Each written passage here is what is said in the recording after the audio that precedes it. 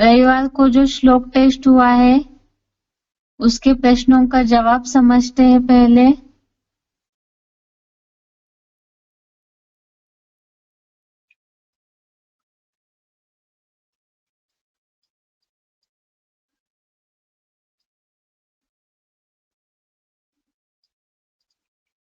पहला प्रश्न है,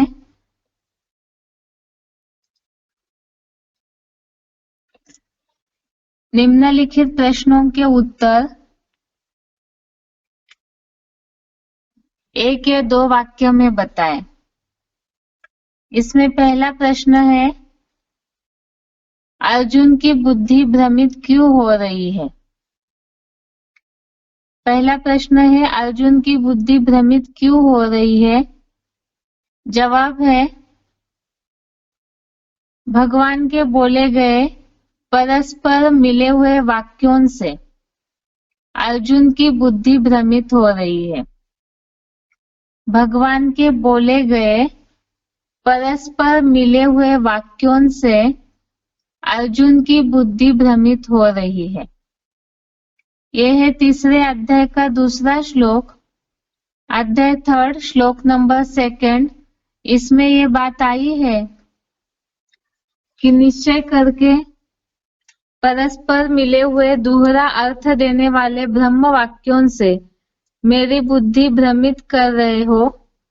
निश्चय करके एक बात कहो जिससे मैं निश्चय बुद्धि बन सकूं, श्रेष्ठता को प्राप्त करूं।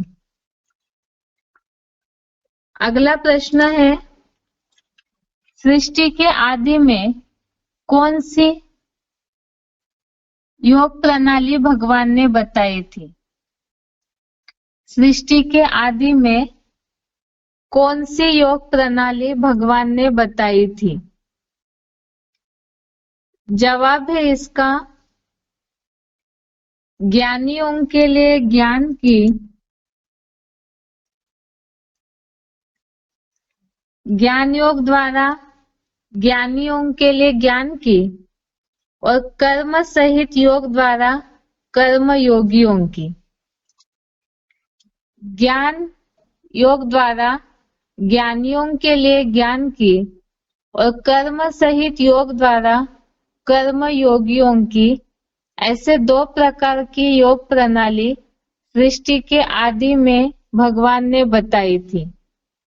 ये जवाब है तीसरे अध्याय का तीसरा श्लोक, अध्याय 3 श्लोक नंबर 3।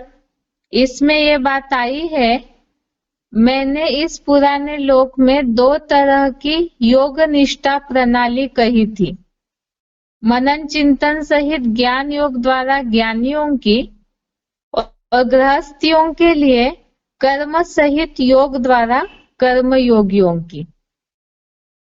अगला प्रश्न है, संपूर्ण सिद्धि किन्हें प्राप्त नहीं होती और उसका कारण क्या है? प्रश्न दोबारा, संपूर्ण सिद्धि किन्हें प्राप्त नहीं होती और उसका कारण क्या है? जवाब है इसका, कर्मों का आरंभ न करने से या फिर कर्मों के समुचित त्याग से संपूर्ण सिद्धि प्राप्त नहीं होती, क्योंकि बिना विचारे ही समुचित या अनिवार्य कर्मों का त्याग करते हैं। संपूर्ण सिद्धि किन्हें प्राप्त नहीं होती है और उसका कारण, इसका जवाब है कर्मों का आरंभ न करने से और कर्मों के समुचित त्याग से भी संपूर्ण सिद्धि प्राप्त नहीं होती, क्योंकि बिना विचारे समुचित या अनिवार्य कर्मों का त्याग करते हैं। तीसरे अध्याय का चौथा श्लोक 4 नंबर श्लोक से रिलेटेड प्रश्न है। इसमें ये बात बताई है कि व्यक्ति कर्मों का आरंभ न करने से कर्महीनता को नहीं पाता और संपूर्ण त्याग से भी सिद्धि संपूर्णतया नहीं प्राप्त हो सकती। इसमें जो क्लैरिफिकेशन लिखा है इसमें ये बात बताई है कि बिना विचारे ही समुचित और अनिवार्य कर्मों के त्याग से, क्योंकि बिना विचारे ही त्याग करते हैं कर्मों का, इसीलिए संपूर्ण सिद्धि प्राप्त नहीं होती।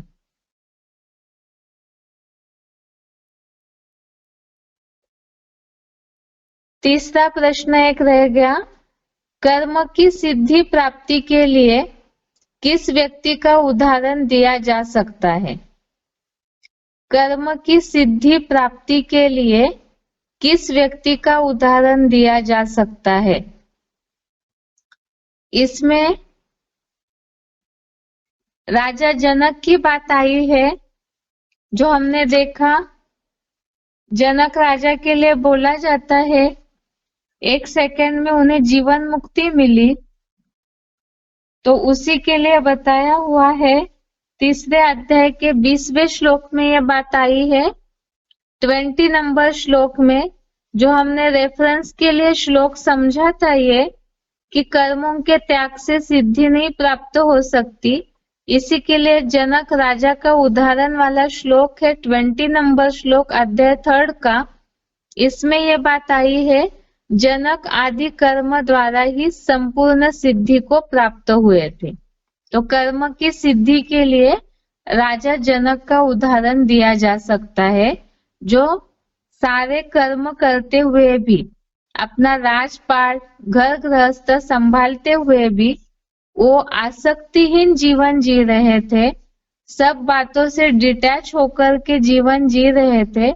इसलिए राजा जनक का कर्म की सिद्धि के लिए अर्थात जीवन मुक्त अवस्था प्राप्ति के लिए उदाहरण दिया जाता है। अगला 5वां प्रश्न है, ज्ञान और योग दोनों में से किसे महत्व देना चाहिए और क्यों? ज्ञान और योग इन दोनों में से किसे महत्व देना चाहिए और क्यों? इसका जवाब है ज्ञान और योग दोनों का महत्व समान है, क्योंकि दोनों के द्वारा समान प्राप्ति होती है।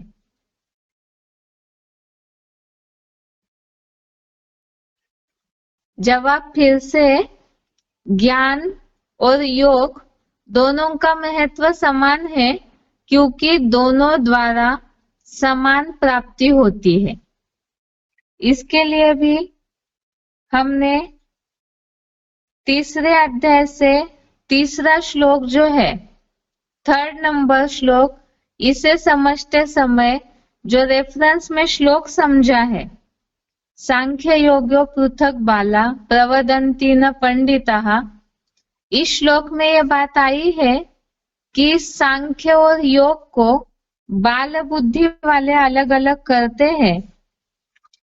वास्तव में दोनों के द्वारा भी समान प्राप्ति होती है, दोनों का भी समान महत्व है और दोनों भी अरस परस है। जितना ज्ञानी होगा उतना योगी होगा, और जितना योगी होगा उनके बुद्धि में ज्ञान की बातें भी स्वतः ही आती रहेगी। तो इसीलिए ज्ञान और योग दोनों का भी समान महत्व है। अगला प्रश्न है, अध्याय 6 का श्लोक 3 के अनुसार, अध्याय 6 का श्लोक 3 के अनुसार योग स्थिति में चढ़ने के इच्छुक मुनि के लिए क्या कारण कहा जाता है? अध्याय 6 के श्लोक 3 अनुसार योग स्थिति में चढ़ने के इच्छुक मुनि के लिए क्या कारण कहा जाता है? इसके लिए जवाब है,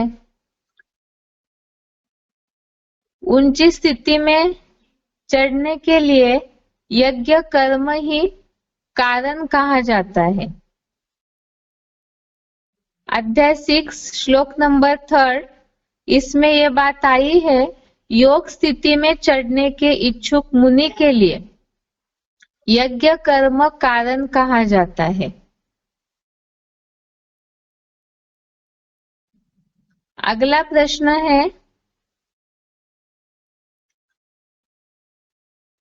अपने अपने स्वकर्म में क्यों लगा हुआ रहना चाहिए? अपने अपने स्वकर्म में क्यों लगा हुआ रहना चाहिए? इसका जवाब है, स्वकर्म में लगे रहने से ही, स्वकर्म में लगे रहने से ही सिद्धि की प्राप्ति होती है। इसीलिए ही अपने अपने स्वकर्म में लगा हुआ रहना चाहिए। स्वकर्म में लगे रहने से ही सिद्धि प्राप्त होती है। इसीलिए अपने अपने स्वकर्म में लगा हुआ रहना चाहिए। ये 18वें अध्याय का 45वां श्लोक, अध्याय 18 का श्लोक नंबर 45। ये हमने तीसरे अध्याय का चौथा श्लोक है। इसके रेफरेंस में 18वें अध्याय का 45वां श्लोक समझा था, जिसमें ये बात बोली है चौथे श्लोक में तीसरे अध्याय के, कि ऐसे भी लोग हैं जो बिना विचारे ही सारे कर्मों को छोड़ देते हैं, मना हठ योगी बन जाते हैं। तो इसीलिए ही वास्तव में इस तरह हठ योगी नहीं बनना चाहिए, क्योंकि उससे सिद्धि प्राप्त नहीं होगी। इसी बात को समझने के लिए हमने 18वें अध्याय का 45वां श्लोक, अध्याय 18 का श्लोक नंबर 45 देखा था। इसमें ये बात आई है, अपने अपने कर्मों से सदा लगा हुआ मनुष्य संपूर्ण सिद्धि रूप वैकुंठ पाता है, और स्वकर्म में लगा हुआ कोई भी वर्ण का पुरुषार्थी अतीन्द्रिय सुख की सिद्धि पाता है। दोबारा बता रहे हैं, स्वकर्म में क्यों लगा हुआ रहना चाहिए। तो इसमें ये प्रश्न को समझने के लिए वास्तव में तीसरे अध्याय का जो चौथा श्लोक है, अध्याय 3 श्लोक नंबर 4, इसमें ये बात आई है कि हठ योगियों जैसे या ऐसे कोई निवृत्त व्यक्ति है, या तो कर्मों का आरंभ नहीं करते, या तो बिना विचारे ही समुचित या तो जो अनिवार्य कर्म है जिन्हें करना ही चाहिए, ऐसे कर्मों को भी छोड़ देते हैं, तो उससे सिद्धि प्राप्त नहीं हो सकती। इसी के लिए समझने के लिए इस श्लोक के अर्थ को, कि भगवत गीता में इसीलिए भगवान ने इस बात को समझाया है कि अपने अपने स्वकर्म में लगा हुआ रहना चाहिए, तभी सिद्धि प्राप्त हो सकती है।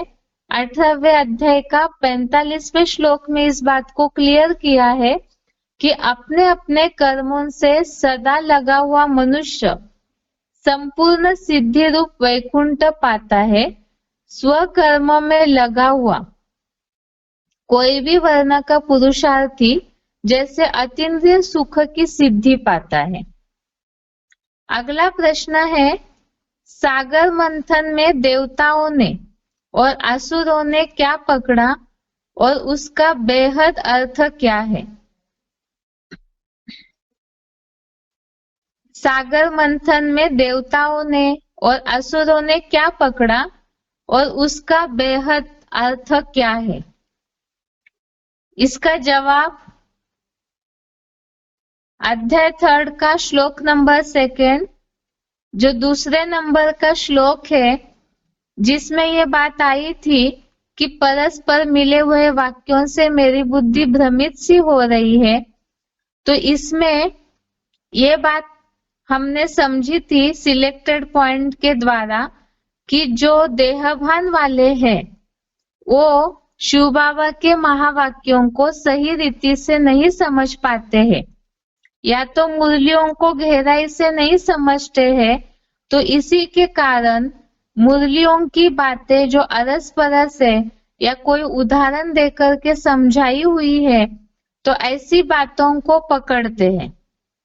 पहले तो शास्त्रों की बात देखते हैं कि सागर मंथन में देवताओं ने जो सर्प है जिसे मथनी की रस्सी के रूप में यूज किया था, तो वो सर्प की पूंछ जो है वो देवताओं ने पकड़ी थी और असुरों ने सांप का मुंह पकड़ा था सागर मंथन करने के लिए। अभी इसका बेहद का अर्थ हमने सिलेक्टेड पॉइंट में समझा था दूसरे नंबर का श्लोक समझते समय, जिसमें शिव बाबा ने बोला है कि असुर जो है, यहाँ अभी संगम युग में ज्ञान सागर मंथन हो रहा है और इसमें असुर जो है वो मुंह पकड़ते हैं और देवताएं पूंछ पकड़ते हैं। यहाँ मुंह पकड़ना अर्थात बाबा ने ऐसे क्यों बोला, वैसे क्यों बोला, इस मुरली में तो ऐसे अर्थ बताया है, उस मुरली में वैसे अर्थ बताया है, इस तरह से क्रॉस प्रश्न निगेटिविटी आना, यही सांप का मुंह पकड़ना हो गया। और देवताएं जो है जो बोले सो निहाल, या शिव बाबा के सारे महावाक्यों को सतवचन महाराज करके समझते जाते हैं और जीवन में धारण करते जाते हैं। इस बात का गलत अर्थ न लिया जाए, क्योंकि इसमें हो सकता है कई ऐसे बुद्धिमान लोग इस क्लास में जुड़े हुए हैं, वो इस बात को इस तरह से लेंगे, इसका मतलब जो शिव बाबा ने बोला है बुद्धिमान लोग बिना प्रूफ के कोई बात को नहीं मानते हैं, तो इसका क्या समाधान है। वास्तव में मुरलियों में तो सारी बातों का ही समाधान दिया हुआ है। शिव बाबा की मुरली के लिए तो बाबा बोलते हैं, शिव बाबा की मुरली ब्राह्मणों की दुनिया का फ्रेश न्यूज़पेपर है, तो उसमें तो सारी ही बातों का पूरा समाधान दिया हुआ है। और ये भी शिव बाबा ने बोला है परिप्रश्नेन सेवया, अर्थात प्रश्नोत्तर करके समझना चाहिए बातों को, लेकिन एक है कि निगेटिविटी के रूप में प्रश्न पूछना, या तो नीचा दिखाने के हिसाब से प्रश्न पूछना, अपनी बुद्धि का अहंकार रख करके प्रश्न पूछना, ऐसी जिनकी स्थिति है देहभान वाली, तो उन्हें असुरों के रूप में मुंह पकड़ने वाले बोला है। और जो जिज्ञासा को शांत करने के लिए ज्ञान को गहराई से समझने के हिसाब से पूछते हैं, वो अलग भाव होता है।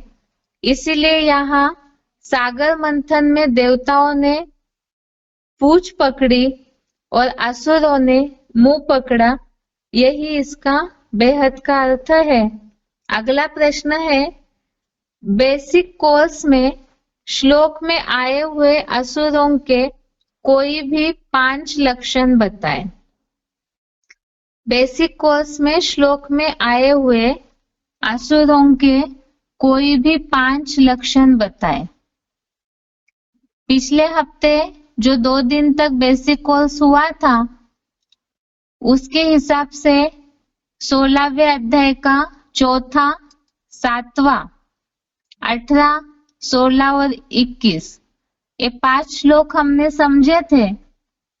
अध्याय 16 का श्लोक नंबर 4, श्लोक नंबर 7, श्लोक नंबर 18, 16 और 21, इसमें असुरों के सारे लक्षण बताए हैं। अब जवाब देते समय हो सकता है सभी ने अलग अलग लक्षण जो याद है वो बताए होंगे, इसीलिए सारे ही लक्षणों को एक बार शॉर्ट में देखते हैं। दिखावा मात्र पाखंड, अर्थात दिखावा करना, जिसे ढोंगी पाखंडी कहा जाता है, मतलब अंदर एक और बाहर दूसरा, इस हिसाब से जो दिखावा करते हैं। घमंड, देहगत श्रेष्ठता का अभिमान, क्रोध, कठोरता और बेसमझी, ये राक्षसी संपत्ति से जन्म लेने वालों के अवगुण है। अध्याय 16 का श्लोक नंबर 4 में ये बात आई है। आगे है 7 नंबर श्लोक में, जो आसुरी गुण वाले हैं वो मनुष्य करने योग्य और त्यागने योग्य कर्मों का अंतर नहीं जानते हैं। दूसरा, तन मन धन की शुद्धता नहीं रखेंगे, न सदाचार और न सत्यता उनमें होगी। श्लोक नंबर 18 में, जन धन धाम का अहंकार, बल, घमंड, काम और क्रोध के सदा आश्रयी और खास तो मुझ योग ऊर्जा का विद्वेष करते हुए निंदक है, अर्थात भगवान के द्वेष करने वाले निंदक है। अध्याय श्लोक नंबर 16, अनेक विचारों में भटके हुए, संबंधियों के मोह जाल में घिरे हुए, काम भोग में पूरी तरह से आसक्त। 21 नंबर श्लोक, 21 नंबर श्लोक में, काम, क्रोध, लोभ, ये सारे ही नरक के 3 द्वार है, इन्हें त्यागना चाहिए। इस तरह से ये असुरों के लक्षण हो गए। अगला है प्रश्न, ब्राह्मणों की दुनिया में भगवान की वाणी को लेकर अनिश्चय बुद्धि होने का मूल कारण गीता श्लोक के आधार से समझाए। प्रश्न दोबारा, ब्राह्मणों की दुनिया में भगवान की वाणी को लेकर अनिश्चय बुद्धि होने का मूल कारण गीता श्लोक के आधार से समझाए। ये 3 अध्याय का 2 श्लोक, 2 नंबर श्लोक में जो बात आई है कि एक दूसरे से परस्पर मिले हुए दोहरा अर्थ देने वाले ब्रह्म वाक्यों से मेरी बुद्धि किस लिए भ्रमित सी कर रहे हो? निश्चय करके एक बात मेरे से कहो जिससे मैं निश्चय बुद्धि विजयते बन सकूं, श्रेष्ठता को प्राप्त करूं। इस श्लोक के आधार से ही इस बात को हमने समझा था।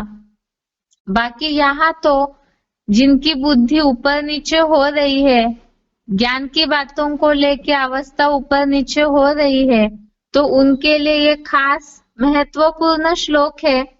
ब्राह्मणों की दुनिया में अभी जो सूक्ष्म युद्ध का माहौल चल रहा है, या तो जिस तरह से विनाश का माहौल चल रहा है, तो अनिश्चय बुद्धि विनशंति बोला हुआ है, तो इसीलिए ही अनिश्चय बुद्धि होने का मूल कारण है ज्ञान और साथ में भगवान बाप की यथार्थ पहचान। भगवान की यथार्थ पहचान ही होती है ज्ञान से, और ज्ञान जो मुरलियां हम सुन रहे हैं शिव बाबा की क्लैरिफिकेशन वाली, तो उन मुरलियों में सही रीति से गहराई से उन बातों को न समझने के कारण ही अनिश्चय बुद्धि हो जाते हैं। जैसे श्लोक में बात आई है, अर्जुन की बुद्धि भी अलग अलग बातों को न समझने के कारण भ्रमित हो रही है। जैसे कि बहुत से लोग ऐसे समझते हैं, ब्राह्मण ऐसे समझते हैं कि शिव बाबा तो कभी खेत की कभी खलिहान की बातें करते हैं। मुरली में कई जगह एक क्लैरिफिकेशन दिया है, दूसरी मुरलियों में अलग क्लैरिफिकेशन दिया है, तो कैसे उन बातों को समझा जाएगा? या तो जैसे बाबा कहीं मुरलियों में एक तरह की बात बोलते हैं, उसी समय प्रसंग चेंज होकर के दूसरा उदाहरण देने लगते हैं, जो हमने सिलेक्टेड पॉइंट में भी समझा था। जगदम्बा और लक्ष्मी की बात, महालक्ष्मी की बोलते बोलते शिव बाबा ने शिव शंकर का उदाहरण देना शुरू किया, तो बाबा ने बोला है वास्तव में शिव बाबा की वाणी का प्रसंगांतर नहीं होता है। बाबा जो भी उदाहरण देते हैं वो पहले प्रसंगों को लेकर के ही उदाहरण देने के लिए, अच्छे से समझाने के लिए बताते हैं। दूसरी बात, शिव बाबा कोई चरिया खरिया तो नहीं है जो बिना अर्थ वाली बातें बोलेंगे। शिव बाबा के महावाक्य तो पत्थर की लकीर है, क्योंकि गॉड इज ट्रुथ कहा जाता है, भगवान को सत्य कहा जाता है, तो सत्य एक ही होता है। तो बाबा की बातें अलग अलग हो ही नहीं सकती है। इसी के लिए कोर्स में भी बहुत सी ऐसी बातें आती है, जैसे कि संगम युग की आयु को लेकर के, या तो जैसे मुरलियों में भी बात आती है ये लक्ष्मी नारायण समझदार है, ये लक्ष्मी नारायण तो बुद्धू है। तो ऐसी जो मुरलियों में बात आई है, इसे तो एडवांस कोर्स के आधार से समझा गया कि लक्ष्मी नारायण भी दो प्रकार के हैं, संगमयुगी लक्ष्मी नारायण और सतयुगी लक्ष्मी नारायण। तो इसी तरह से ही एडवांस कोर्स लेने के बाद तो बेसिक में जिन बातों में कंफ्यूजन थी वो तो क्लियर हो गई, लेकिन एडवांस में चलते चलते भी शिव बाबा की इस तरह से जो मुरलियों की बातें हैं उसमें कईयों की बुद्धि कंफ्यूज हो जाती है, भ्रमित हो जाती है, और इसीलिए अटल निश्चय बुद्धि नहीं हो पाते हैं। इसका मूल कारण है देहभान। देहभान में रहकर के अगर मुरली सुनते हैं या तो अपनी बुद्धि को ही प्रेफरेंस देकर मुरली सुनते हैं, तो भी सही रीति से शिव बाबा की मुरली समझ नहीं आएगी, और मुरली समझ नहीं आएगी तो शिव बाबा की यथार्थ पहचान नहीं होगी। यथार्थ पहचान नहीं होगी तो फिर अनिश्चय बुद्धि हो जाते हैं। और इसी के लिए करना क्या है, इसका उपाय भी मुरलियों में ही शिव बाबा ने बताया है। मुरलियों में ये बात बताई है खास, तो एक ही मुरली है जिससे कोई राजा बनते हैं और कोई प्रजा बनते हैं। कारण क्या है, निश्चय बुद्धि के आधार से ही पद की प्राप्ति होती है। मुरलियों को जो जितना गहराई से सुनेंगे, समझेंगे, एकाग्र होकर के मंथन करेंगे, तब ही शिव बाबा को यथार्थ रीति पहचान पाएंगे और निश्चय बुद्धि भी हो पाएंगे। क्योंकि ज्ञानी है, जो हमने बेसिक कोर्स में भी समझा था कि ज्ञान के द्वारा ही शिव बाबा को पहचाना जा सकता है, निश्चय बुद्धि हो सकते हैं। और इसका भी खास बात है, पुरुषार्थी जीवन में बहुत सी मुरलियों में बाबा ने इस बात को बताया है, मुरली सुनते समय कभी भी अपना कोई पर्सनल काम नहीं करना चाहिए। दिन भर में 1 घंटे की मुरली एकाग्र होकर सुननी चाहिए। अगर इस तरह से मुरली बिल्कुल ध्यान से एकाग्र होकर सुनते हैं, जैसे शिव बाबा ने मुरली में भी इस बात को बोला है, जो अच्छे बच्चे हैं वो मुरलियों के पॉइंट्स नोट कर मंथन करते रहेंगे। तो इस तरह से अगर विधि पूर्वक मुरली सुनते हैं तो बुद्धि भ्रमित नहीं होगी, कंफ्यूज नहीं होगी, उलझेगी नहीं, और भ्रमित ही नहीं होंगे तो बाबा की मुरलियों में, अलग अलग मुरलियों में जो अलग अलग क्लैरिफिकेशन दिया जाता है उसका भावार्थ भी समझ में आएगा।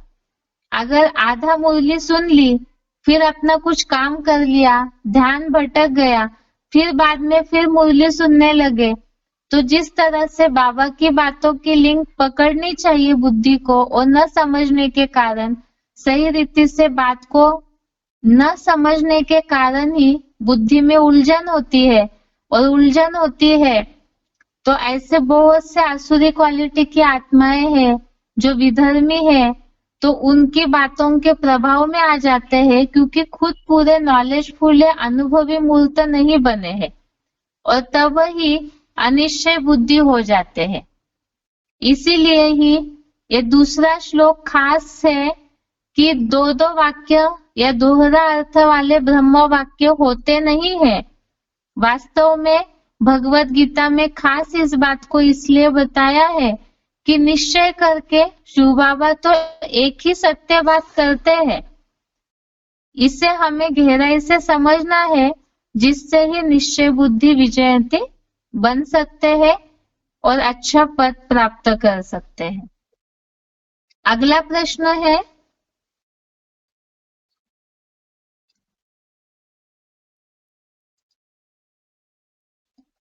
निम्नलिखित बातों के लिए श्लोक में आए हुए शब्द बताएं। निम्नलिखित बातों के लिए श्लोक में आए हुए शब्द बताएं। इसमें बात आई है, पहला प्रश्न है कर्महीनता अथवा कर्म रहित। यह प्रश्न इस हिसाब से पूछा है, जैसे किसी को भी हम बताते हैं तो कई बार पूरा श्लोक याद नहीं रह सकता है, इसीलिए ही ऐसे कोई कोई भगवत गीता के आए हुए शब्द है जो अगर याद भी रहे तो भी हम किसी को भी भगवत गीता के आधार से ज्ञान समझा सकते हैं, बाप का परिचय दे सकते हैं। इसी हिसाब से ऐसे कोई कोई शब्द है भगवत गीता में जिन्हें याद रखना चाहिए। पहला है कर्महीनता अथवा कर्म रहित। इसके लिए जब श्लोक पढ़ाए जाते हैं उस समय यदि सही रीति से शब्दों के अर्थों पे ध्यान देते हैं तो जरूर इस बात को समझ पाएंगे। ये कर्महीनता अथवा कर्म रहित ये बात आई है तीसरे अध्याय का चौथा श्लोक, 4 नंबर श्लोक में ये बात आई है कर्महीनता। इसी से रिलेटेड 18वें अध्याय में भी एक श्लोक हमने देखा था, इसमें शब्द आया है कर्महीनता या कर्म रहित के लिए नैष्कर्म्यम। वास्तव में श्लोक में आए हुए शब्द अर्थात संस्कृत शब्द बताना था। हो सकता है कईयों को यह प्रश्न क्लियर न हुआ हो, आगे के टेस्ट में भी इस तरह का प्रश्न आएगा, इसीलिए श्लोक में ऐसे शब्दों को जरूर ध्यान से देखें। पहला है कर्महीनता अथवा कर्म रहित, इसका जवाब है तीसरे अध्याय के चौथे श्लोक में शब्द आया है नैष्कर्म्यम। अगला है दिखावा। बेसिक कोर्स से रिलेटेड जो श्लोक है इसमें चौथा श्लोक 16वें अध्याय का चौथा श्लोक अध्याय 16 का श्लोक नंबर 4, इसमें यह बात आई है दिखावा। ये ब्रैकेट में लिखा हुआ शब्द है और इसका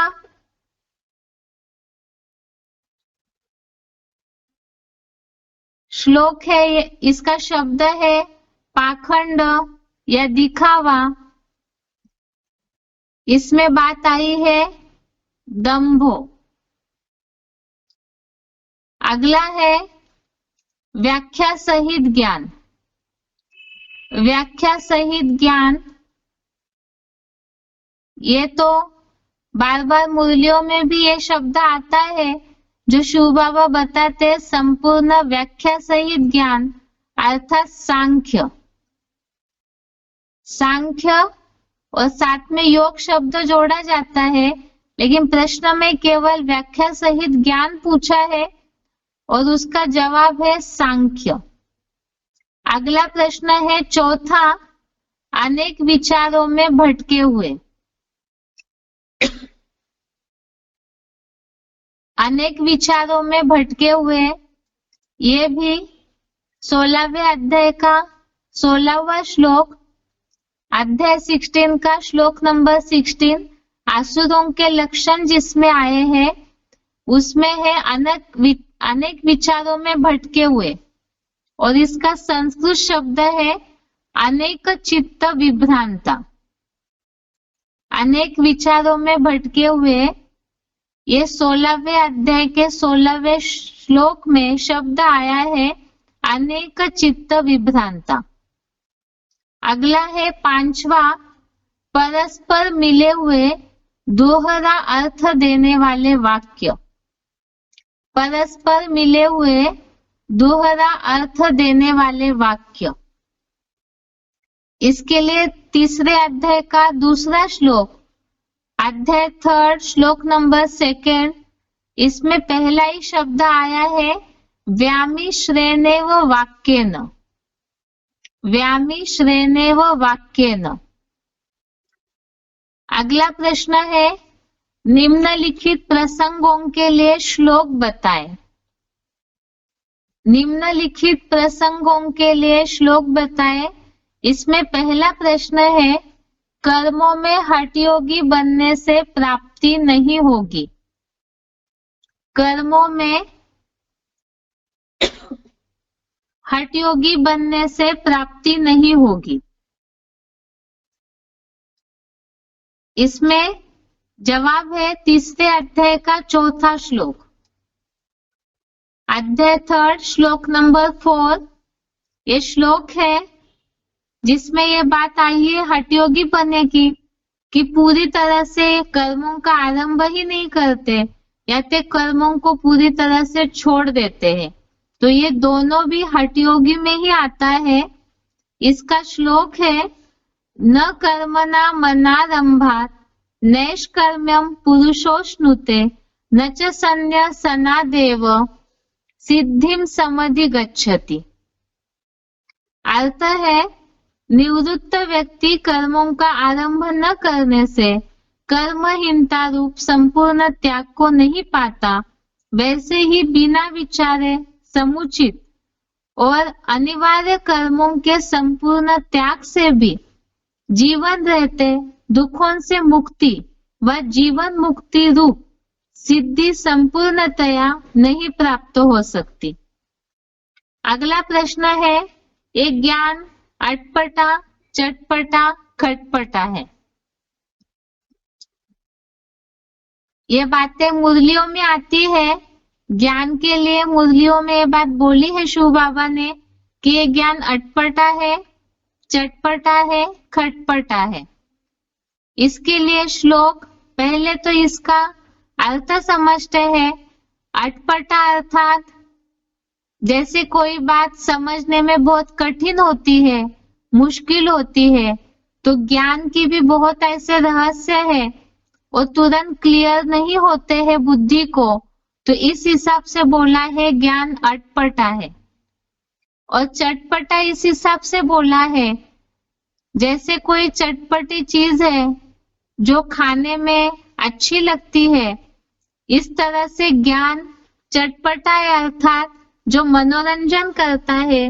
ज्ञान के बहुत ऐसे रहस्य है, जैसे नए नए ज्ञान में कोई आते हैं तो ज्ञान सुनते ही जो सृष्टि के आदि मध्य अंत की बातें हैं, नई दुनिया की स्थापना की बातें हैं, नई दुनिया का वर्णन है, शास्त्रों के ऐसी बहुत से रहस्य है, जब क्लियर होते हैं तो सुनने में लोगों को बहुत मजा आता है, नई नई रोचक बातें सुनने में।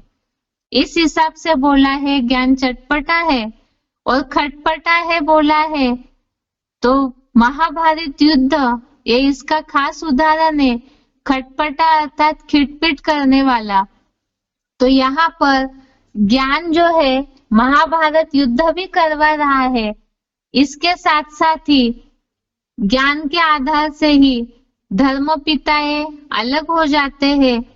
अलग अलग धर्मों में यहाँ तो भगवान के ज्ञान से जो टक्कर लेते हैं, सत्यता को नहीं पहचान पाते, तो एक खिटपिट कराता भी है। इस हिसाब से बोला ये ज्ञान अटपटा है, चटपटा भी है, खटपटा भी है। तो कैसे? एक ज्ञान वैरायटी प्रकार का है जो बुद्धि को उलझाता भी है, मजा भी लाता है, खिटपिट भी कराता है। तो ये है तीसरे अध्याय का दूसरा श्लोक, अध्याय 3 श्लोक नंबर 2। इसमें ही ये बातें आई हुई है। कईयों की बुद्धि भ्रमित हो जाती है, उलझ जाती है। कई उसी ज्ञान से निश्चय बुद्धि होकर के अतीन्द्रिय सुख से ऊंचा पद प्राप्त करते हैं, और कोई ज्ञान को न समझने के कारण नीचा पद प्राप्त करते हैं, क्योंकि पुरुषार्थ नहीं कर पाते हैं। इसलिए ज्ञान समझने के हिसाब से वैरायटी है। इसलिए तीसरे अध्याय का दूसरा श्लोक, व्यामिश्रेणेव वाक्येन बुद्धि मोह यसीव में तदेकं वद निश्चित्य येन श्रेयो हमाप्नुयाम। अर्थात एक दूसरे से परस्पर मिले हुए दोहरा अर्थ देने वाले ब्रह्म वाक्यों से मेरी बुद्धि इस तरह किसलिए भ्रमित सी कर रहे हो?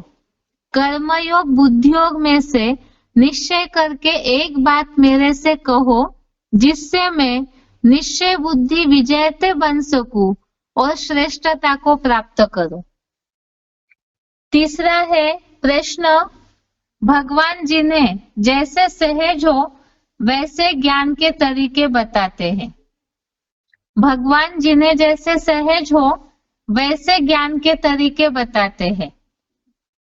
तीसरे अध्याय का तीसरा श्लोक 3rd नंबर श्लोक है।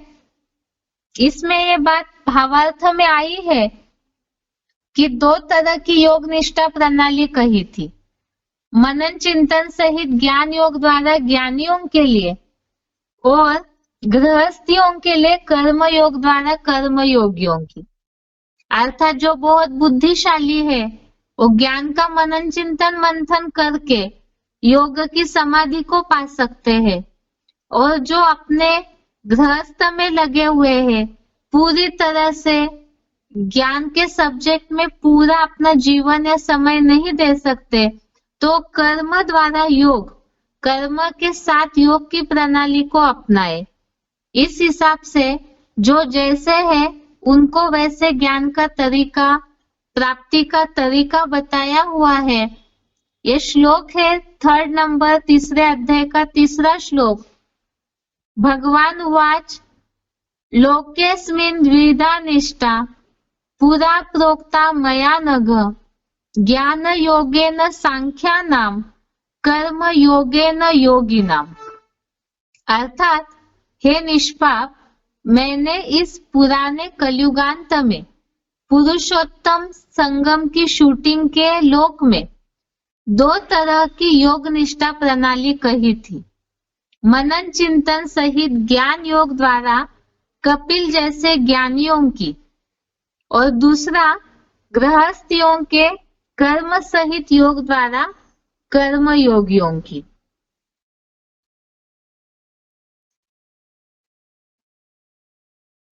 अगला है प्रश्न चौथा, मुझे घोर कर्म में क्यों लगा रहे हो। चौथा प्रश्न, मुझे घोर कर्म में क्यों लगा रहे हो। यह है तीसरे अध्याय का पहला श्लोक। 1st नंबर श्लोक। अर्जुन उवाच जायसी चेत कर्मणस्ते मता बुद्धि जनार्दन तत्किं कर्मणि घोरे माम नियोजयसी केशव। अर्थात हे अवधरदानी, आप कर्मेंद्रियों के कर्म योग से बुद्धि योग श्रेष्ठ मानते हो जो ज्ञानेंद्रियों से जुड़ा है, तो हे ब्रह्मा के स्वामी, अघोरियों जैसे नीच घोर भ्रष्टेंद्रिय के कर्मों में मुझे क्यों लगा रहे हो। अघोरियों को तो कोई नहीं चाहता। ये रविवार को हुए श्लोक टेस्ट के प्रश्नों के जवाब हो गए। जो भी भगवत गीता श्लोक क्लास से जुड़े हुए हैं या तो श्लोक पढ़ते हैं, वो इस बात का जरूर ध्यान दे कि श्लोक आगे पढ़ते जाएंगे और ऐसे न हो कि पीछे की बातें सारी भूल जाए, क्योंकि भगवत गीता में तो सारे अध्यायों के बहुत से श्लोक है जो मिलते जुलते हैं, अलग अलग प्रसंगों में अलग अलग रेफरेंस दिया हुआ है, तो प्रश्न टेस्ट में इसी हिसाब से पूछे जाते हैं ताकि श्लोक किसी भी तरह से बुद्धि में रहे।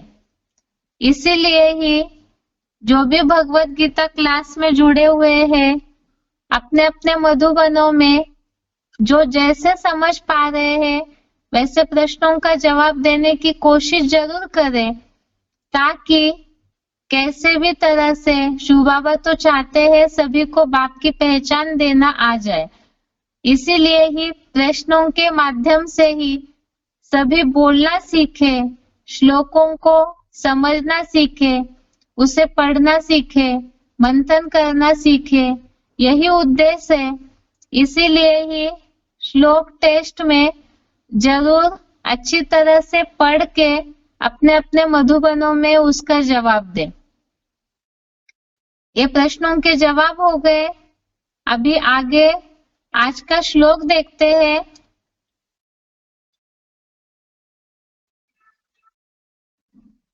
आज का श्लोक है तीसरे अध्याय का 5वां श्लोक, अध्याय 3rd, श्लोक नंबर 5। श्लोक है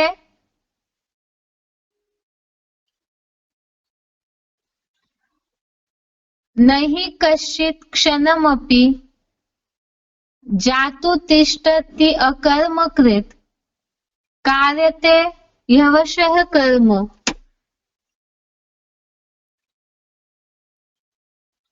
सर्वः प्रकृति जय गुणे।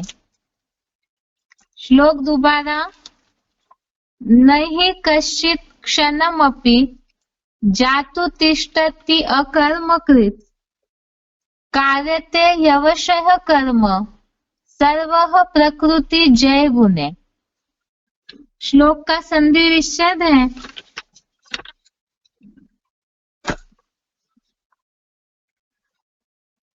न हि कश्चित् क्षणम् अपि जातु तिष्ठति अकर्मकृत् कार्यते हि अवशः कर्म।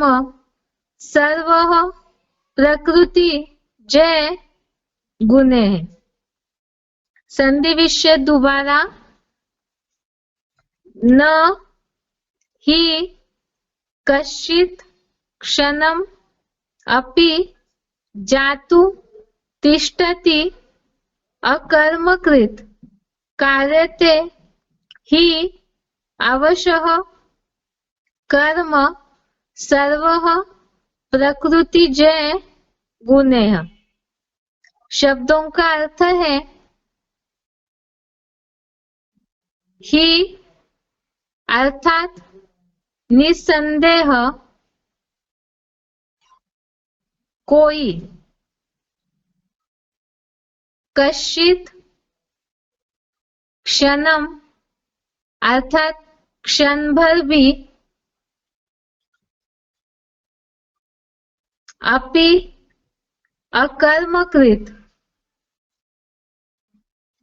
एक बार दोबारा देखिए, ही कश्चित् अर्थात निसंदेह कोई, क्षणम अपि अर्थात क्षण भर भी, अकर्मकृत अर्थात कर्म किए बिना, न अर्थात नहीं, जातु अर्थात रह पाता,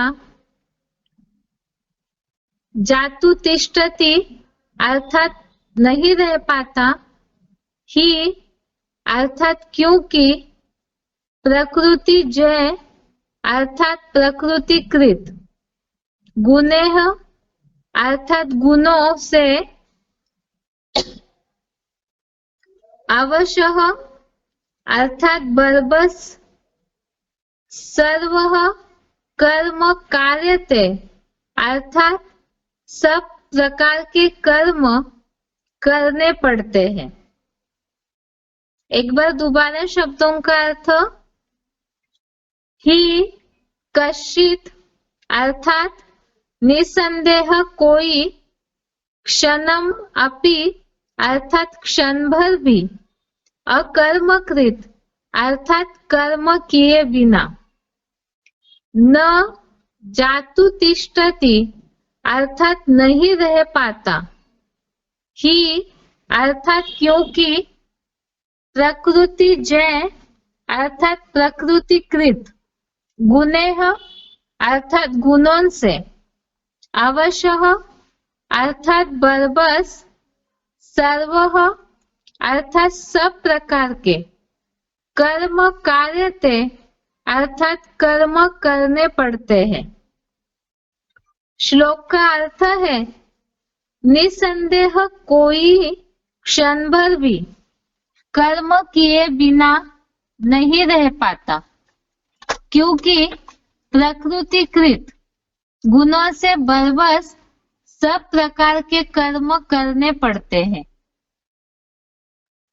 अर्थात निसंदेह अर्थात इसमें कोई संदेह नहीं है, इस बात में कोई डाउट ही नहीं है कि कोई भी व्यक्ति जो शरीर में है, प्रकृति के द्वारा पंचभूतों से शरीर बना हुआ है, इसीलिए ही इस शरीर में रहते हुए कर्म किए बिना कोई भी रह नहीं पाता है क्षण भर भी, क्योंकि प्रकृतिकृत गुणों से, प्रकृति के द्वारा जो कृत अर्थात निर्मित, प्रकृति के द्वारा जो क्रिएट हुए गुण है उसके द्वारा बरबसी न चाहते हुए भी, चाहे मजबूरी से भी, बरबस अर्थात न चाहते हुए भी या मजबूरी से भी या जैसे भी, लेकिन सब प्रकार के कर्म करने पड़ते हैं।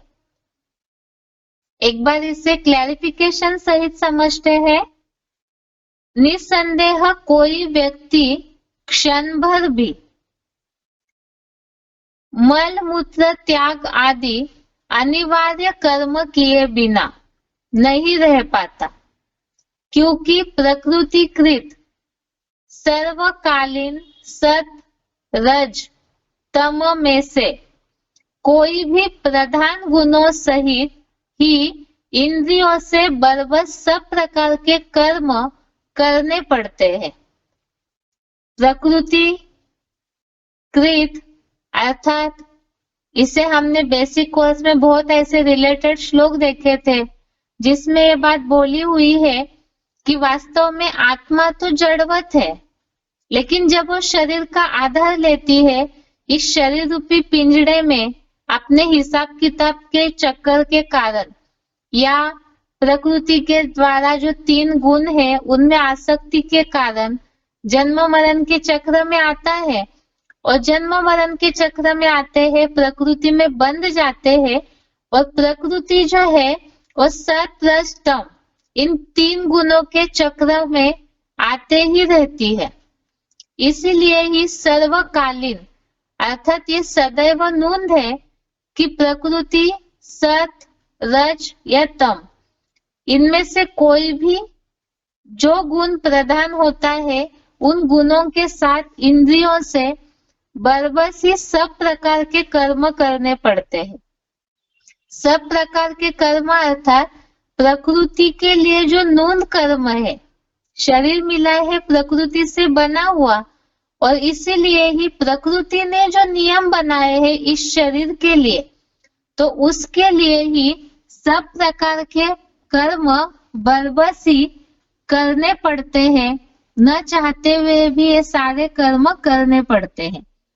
इसका मतलब यह है, जैसे यहाँ तो श्लोक में एग्जाम्पल के लिए दिया मल आदि,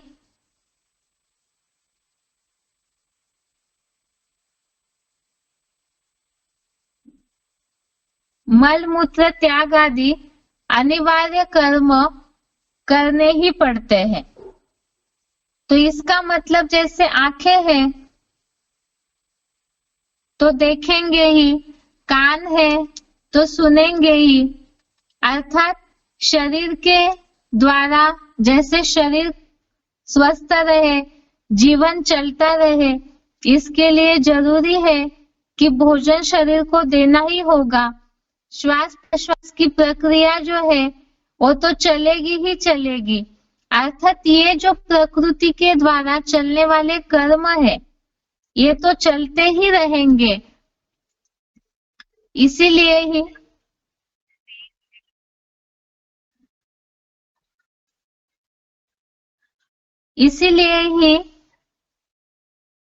ये बताया कि जो भी इंद्रिया है उससे कर्म तो करने ही है, कर्म करने ही पड़ते हैं। अब जैसे मूल्यों में भी बहुत से ऐसे उदाहरण दिए हैं। अब कान है, कान खुले हैं तो सुनाई देगा ही, नाक है तो प्रश्वास श्वास की जो प्रक्रिया नूंदी हुई है शरीर के लिए वो तो करनी ही है, आंखें खुली है तो दिखाई तो देता ही है, तो ये सब कर्म तो करने ही पड़ते हैं। लेकिन इसका मतलब क्या है? इसका मतलब बरबस करने पड़ते हैं, लेकिन इसमें खास बात जो पहले श्लोक का रेफरेंस अगर देखेंगे चौथा, इसमें ये बात बोली है कोई ऐसे है कि पूरी तरह से बिना सोचे समझे ही सारे कर्मों को त्याग देते हैं। जैसे जबरिया शरीर की हर प्रक्रिया को कंट्रोल करना, हठ योगी बन करके अलग अलग प्रकार से जैसे उपवास करते हैं लंबे समय तक, तो ये शरीर को दुख देने जैसे कर्म हो जाते हैं, तो इससे सिद्धि प्राप्त नहीं हो सकती। इसीलिए ही यह भगवान ने इस श्लोक में बताया कि कोई भी इन सारे कर्मों के बिना नहीं रह पाता, बरबस करने पड़ते हैं। इसी के लिए ही यहाँ खास बात तो है, युद्ध को लेकर के भी भगवान ने इस बात को समझाया, क्योंकि खास अर्जुन तो युद्ध करने के लिए तैयार नहीं हो रहा था। और युद्ध कौन सा है? यहाँ है मायावी युद्ध, विकारों का युद्ध। इसमें ही प्रकृति के द्वारा जो कर्मों में बंधे हुए हैं, जिन हिसाब किताबों में बंधे हुए हैं, तो उसके कारण ही उस युद्ध को छोड़ करके नहीं भाग सकते हैं। इसी को समझाने के लिए ही 18वें अध्याय का 59 नंबर श्लोक, अध्याय 18 श्लोक नंबर 59, ये श्लोक का रेफरेंस दिया हुआ है। इसके भावार्थ में देखिए, इसमें ये बात बताई है कि अहंकार का आश्रय लेकर युद्ध नहीं करूंगा, ऐसा मानेगा तो तेरा यह सोचना व्यर्थ है, प्रकृति तुझको अवश्य ही युद्ध में लगा देगी। 5वें नंबर श्लोक जो है 3रे अध्याय का, इसमें यह बात आई, प्रकृति कृत गुणों से बरबस सब प्रकार के कर्म करने पड़ते हैं। अर्थात ये जीवन का एक युद्ध है, एक संघर्ष है, ये कर्म ही, कर्म युद्ध बोला हुआ है, तो ये कर्म करना ही वास्तव में एक प्रकार का युद्ध है। इसीलिए भगवान ने इसके लिए बताया अर्जुन को, प्रकृति तुझको अवश्य ही युद्ध में लगा देगी।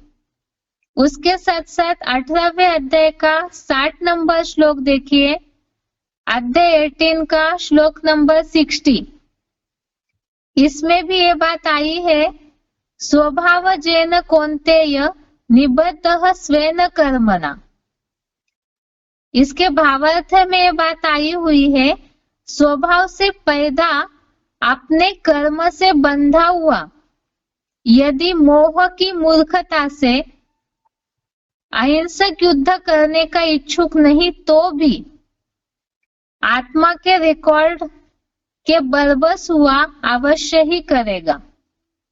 इसमें यह बात समझाई हुई है कि वास्तव में स्वभाव से अर्थात यहाँ प्रकृति से उत्पन्न गुणों के कारण, या तो जो आत्मा में रिकॉर्ड भरा हुआ है, तो सभी ही प्राणियों में, सभी ही मनुष्यों में रिकॉर्ड भरा हुआ है, और उस रिकॉर्ड के अनुसार सबको बरबसी कर्म करने पड़ते हैं। तो खास यहाँ बात ये समझाने की है कि हठयोगी बनने से नहीं चलेगा, जो प्रकृति के अनुसार सहज सहज कर्म ढूंढे हुए हैं वो तो करने ही है, लेकिन वो कैसे कर्म करने होते हैं, इसमें भी ये युद्ध है, और इस युद्ध में भी कर्म करते हुए भी डिटैच जब रहेंगे, अनासक्त जब रहेंगे, तभी वास्तव में सिद्धि की प्राप्ति हो सकती है, योगी बनने की अवस्था की या सुखों की प्राप्ति हो सकती है। इसमें ऐसे गलत फहमी न हो जाए, कई गलत ऐसे न सोच ले। कोई ऐसे है जो, जैसे उदाहरण लेते हम ज्ञान में चलते समय का ही, अन्न दोष संग दोष के लिए श्रीमत तो दिया हुआ है, लेकिन कोई अपनी इच्छा पूर्ति करते रहे और सोचे हमसे तो बरबस ये सब कर्म हो ही जाते हैं, तो ऐसे अन्य अर्थ न ले इस बात का। खास बात तो है, हठयोगी नहीं बनना है, सन्यासी नहीं बनना है, सहज योगी बनना है। लेकिन वो सहज योगी कैसे बनना है, जिसके लिए ऐसे भी कोई एग्जाम्पल है जो हीरो पार्टधारी के लिए बताया है कि सब कर्म करते हुए भी उन कर्मों का असर नहीं होता है, उन कर्मों में वो आसक्त नहीं होता है। इस श्लोक को और अच्छी तरह से रेफरेंस के और 2-3 श्लोक बाकी है, उसके साथ कल समझते हैं और अगला श्लोक भी कल समझेंगे इसी के साथ। अभी के लिए आज के लिए श्लोक का उच्चारण और अर्थ सुनते हैं एक बार।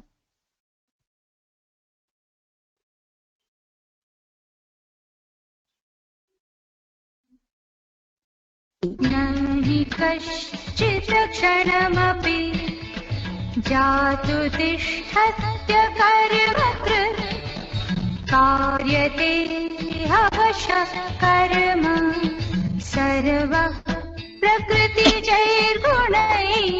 निसंदेह कोई व्यक्ति क्षण भर भी मल मूत्र त्यागादि अनिवार्य कर्म किए बिना नहीं रह पाता, क्योंकि प्रकृति से पैदा सर्वकालीन सत रजतम में कोई भी प्रधान गुणों के द्वारा इंद्रियों से बरबस ही सब प्रकार के कर्म करने पड़ते हैं। न हि कश्चित् क्षणमपि जातु तिष्ठत्य कर्मकृत् कार्यते हवशः कर्म सर्वः प्रकृतिजैर्गुणैः। निसंदेह कोई व्यक्ति क्षण भर भी मल मूत्र त्यागादि अनिवार्य कर्म किए बिना नहीं रह पाता, क्योंकि प्रकृति से पैदा सर्वकालीन सत रजतम में कोई भी प्रधान गुणों के द्वारा इंद्रियों से बरबस ही सब प्रकार के कर्म करने पड़ते हैं। ये आज के श्लोक का अर्थ हो गया। बाकी कल इससे रिलेटेड और श्लोक है 2-3, उसका अर्थ समझ के इस श्लोक को क्लियर से समझते हैं। आज के लिए यहाँ तक ही। ओम